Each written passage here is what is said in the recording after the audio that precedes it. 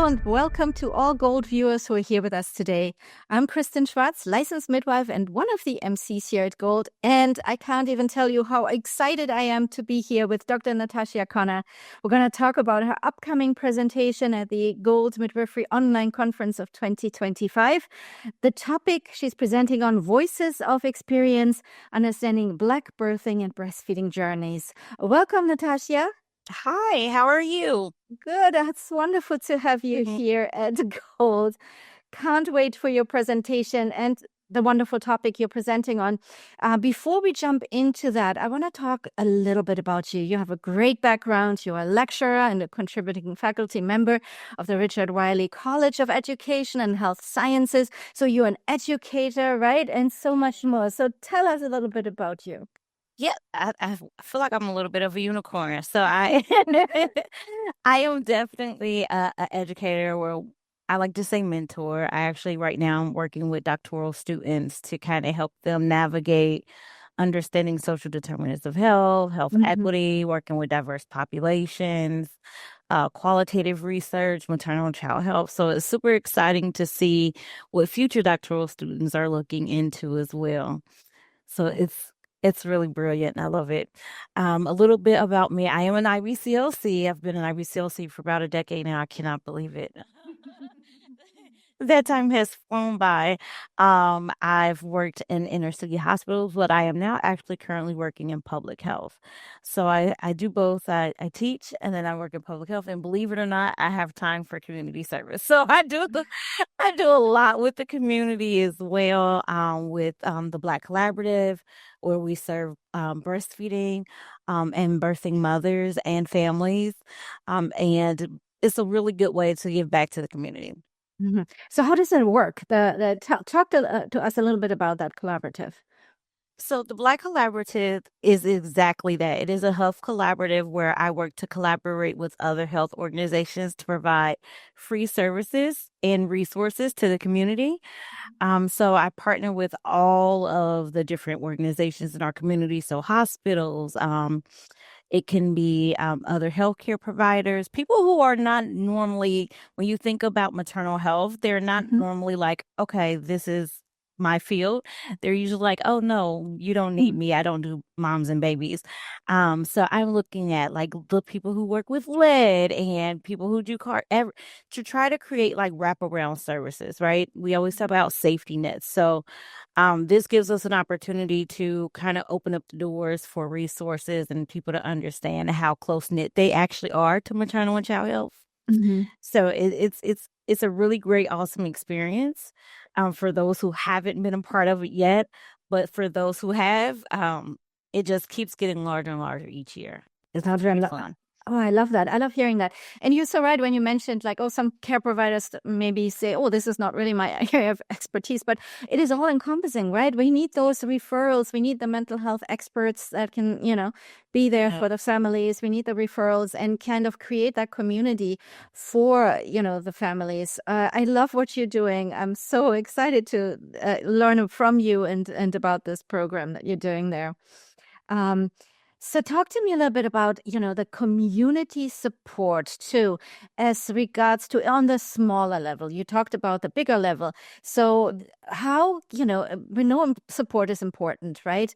But bring it down a little bit also to the family level. So is it like a place where also families can hang out, or what can you suggest the network can be on a smaller level?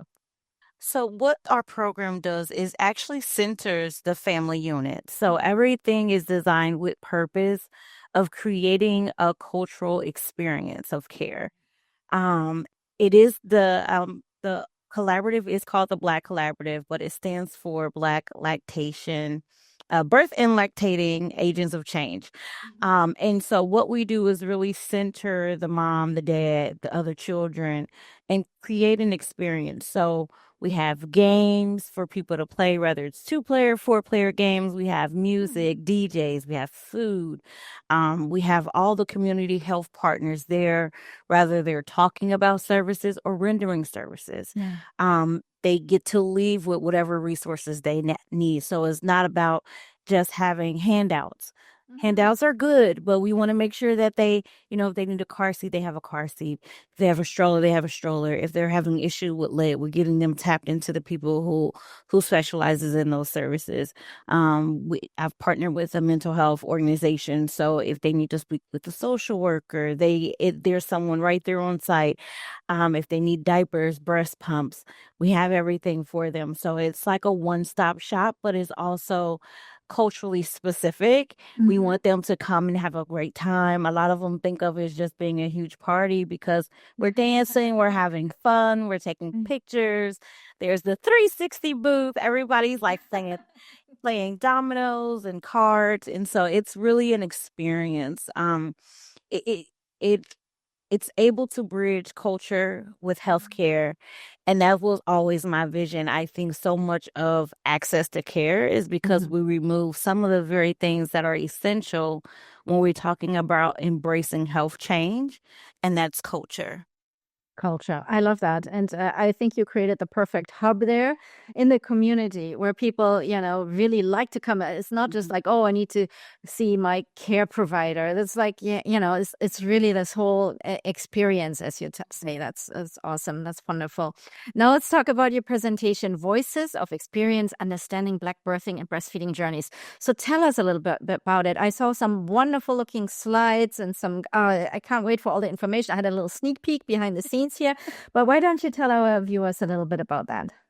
Absolutely. So, in this presentation, we'll dive deep into some stories that was shared during my research at Walden. And it's really an eye opener into some of the things that we may not think of when we think about Black women and breastfeeding, or even in the birth and laboring context, right? So I know I was shocked. I thought I knew what I thought I knew, but I was like, oh, I was pleasantly surprised. And I think it gives a new twist on how we think about presenting care to Black and brown birthing people, and then being able to take into account that everything matters in terms of our decision making. It's not just, I wake up this morning and I just want to, wear shorts. Well, if it's cold outside, you can't predict that. So you kind of dress for the weather. And, it's no different with health. We take everything into consideration, and some things are out of our control, like policies, for instance. And so it really kind of peels back the lens some to kind of give people a sneak peek into like the thought processes of, why was this birthing experience bad? Why did I really decide not to do it? Did I decide not to do it, or was I kind of forced not to do it? Right. Or was I just terrified of coming back to get care, so I just stopped altogether? And so they are some tough stories, I will say that. But I will say that it's needed for the change that we want to see. Needed for the change that we want to see. Absolutely. And giving, care providers the information, what we actually can do to provide better care, more inclusive care, and do better for our families. Love it. Love hearing that. Can't wait for that. You also have a book. So show us your book. I do. So what does it say? Oh, God, you have to read the titles. It's If Black Titties Could Talk. That's the title. Yes, that is the title. And specifically, these are memoirs of Black women. And then it says Stolen from Africa, Reshaped by America, and Reclaimed Through Justice.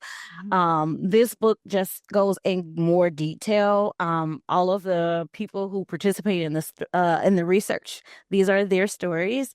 Of course, they've been de-identified, and some of their background has been changed to make sure they stay anonymous. But it's their birth and breastfeeding journey, their journeys through motherhood, how they conceptualize motherhood in that transition with pregnancy, or if they've had previous loss before, or how they're navigating the birth and lactation system, if you will, how they navigating getting resources, and what does that mean to their decision making, and what did that do to their resolve, and if they were able to continue.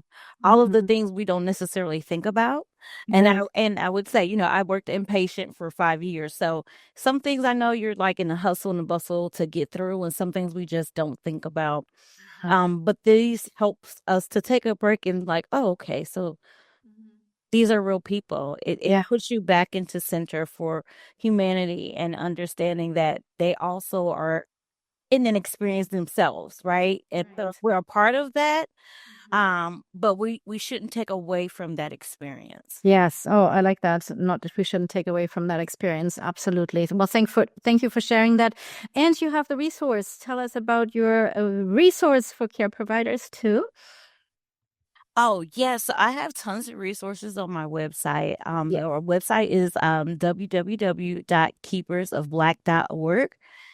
There's tons of resources there for Black and Brown birthing women. I also have another website, www.rhecorp.org. And that one is more along the lines, I would say, for providers or care people who are wanting to understand how to create this systems change work. What is system change? What is health equity? And I know right now that's kind of like a buzzword right now, right, with DEI, but um, we still need to change. And there's ways to navigate change when we see that the system is broken. This helps give you like the tools that you need to really figure out, how do we impact change? Okay. What are some steps that we can take? And I'm there to help coach if needed. There are ways to get around it. And this is where I find myself at now. I still love moms and babies, but it is so needed. The system changes are so needed. And every time I'm working with policy and able to get the change that I know is going to impact not only the people who work in the organization, but the community at large, it means so much more to me to know of the lives that I can reach and the lives that I can touch. So definitely there, I know everyone is right now with this time, especially in our country right now, dealing with equity, that system change is possible. It is still possible. It is still possible. Well, thank you so very much, Dr. Natashia Kona, for talking here with me about the wonderful work you're doing in your community, your research, and then, of course, about your presentation here for the Gold Midwifery Online Conference. Thank you so much. You're welcome. And now some information for our viewers. This presentation will be live on February 10th. It's just around the corner. And we have so many other wonderful presentations in the conference. So we invite you to check it out at goldmidwifery.com. Next week on February 3rd, we get started with our open access free keynote presentation. So check that out as well. You can find, as I said, the information at goldmidwifery.com. Thank you, everyone, for watching, and I hope to see you at the conference. Bye-bye, everyone. Bye.